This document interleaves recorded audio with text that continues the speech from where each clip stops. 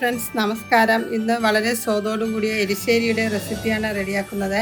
ചെറുപയറും മത്തനും മാത്രമാണ് ഇതിനു വേണ്ടി എടുക്കുന്നത്.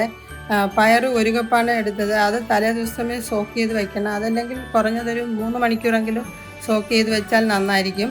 ഇത് നമ്മൾ 1/4 കിലോ അളവിലാണ് മത്തൻ എടുത്തിരിക്കുന്നത്. മത്തൻ്റെ തൊലിയൊക്കെ മാറ്റിയതിന് ശേഷം ഇതേ രീതിയിൽ കുറച്ച് വലുപ്പത്തിൽ കട്ട് ചെയ്ത് എടുക്കണം.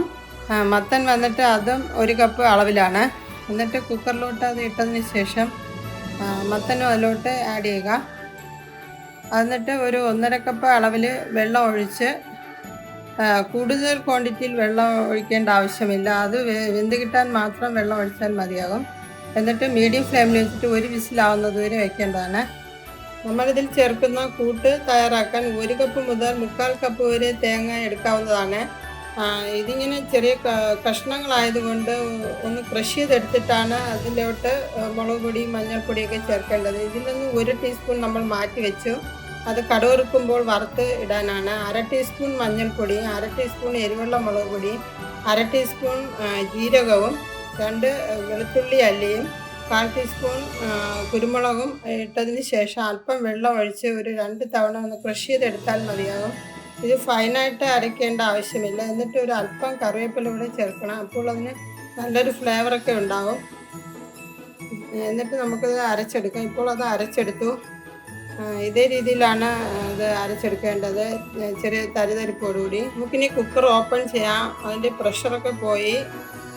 ഇതേ രീതിയിലാണ് അത് വെന്ത് കിട്ടേണ്ടത്. കൂടുതലങ്ങ് സ്മാഷ് ആവാൻ പാടില്ല. കറക്റ്റായിട്ട് വെന്ത് വന്നിട്ടുണ്ട്. ഈ സമയം ലോ ടു മീഡിയം ഫ്ലെയിമിലാണ് വയ്ക്കേണ്ടത്. അരച്ചു വെച്ച കൂട്ട് നമുക്ക് അതിലോട്ട് ചേർക്കാം.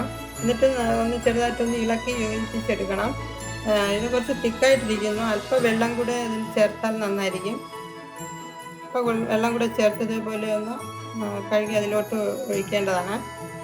എന്നിട്ട് അതൊന്ന് ഇളക്കി യോജിപ്പിച്ചെടുക്കണം.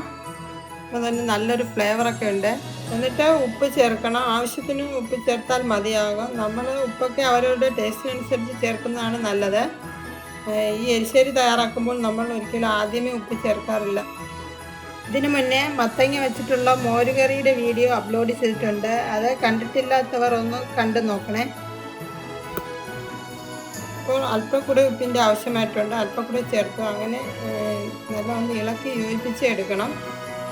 നമുക്ക് അതിലോട്ട് കടുവറുത്ത് ചേർക്കാം. ഒരു പാൻ വെച്ചിട്ട് അത് നല്ല ചൂടായി വരുമ്പോൾ അതിലോട്ട് കുറച്ച് കൂടുതൽ എണ്ണ ഒഴിക്കുമ്പോൾ നല്ല ടേസ്റ്റ് ഉണ്ടാവും.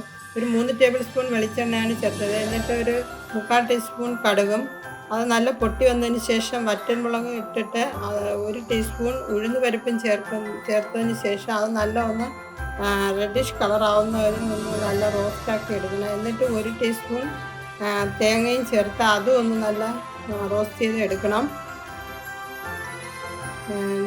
ലോ ടു മീഡിയം ഫ്ലെയിമിൽ വെച്ചിട്ടാണ് ഇതിങ്ങനെ വറുത്ത് എടുക്കേണ്ടത്. എന്നിട്ട് കറിവേപ്പിലയൊക്കെ കുറച്ച് കൂടുതൽ ചേർത്താൽ നന്നായിരിക്കും. എൻ്റെ കൈവശം ഇത്രയും ഉള്ളായിരുന്നു. വറുത്തെടുത്തത് നമുക്കിനി അതിലോട്ട് ചേർക്കാം. എന്നിട്ട് ചെറുതായിട്ടൊന്ന് ഇളക്കി യോജിപ്പിക്കണം. നല്ലൊരു ഫ്ലേവറൊക്കെ ഉണ്ട്. ഇപ്പോൾ ഫ്രണ്ട്സ്, എൻ്റെ ഈ വീഡിയോ ചിലർക്കെങ്കിലും ഉപകാരപ്പെട്ടു കാണുമെന്ന് വിചാരിക്കുന്നു. ഈ എരിശ്ശേരി ചോറിനോടൊപ്പവും കഞ്ഞിയോടൊപ്പവും വളരെ ടേസ്റ്റിയാണ്. എൻ്റെ ഈ ചാനൽ ആദ്യമായിട്ടാണ് കാണുന്നതെങ്കിൽ സബ്സ്ക്രൈബ് ചെയ്യാനും കൂടാതെ മറ്റുള്ളവർ കൂടെ ഷെയർ ചെയ്ത് കമൻറ്റ് ചെയ്യാനും മറക്കരുത്. അടുത്ത നല്ല റെസിപ്പിയുമായി വരുന്നവരെ നന്ദി.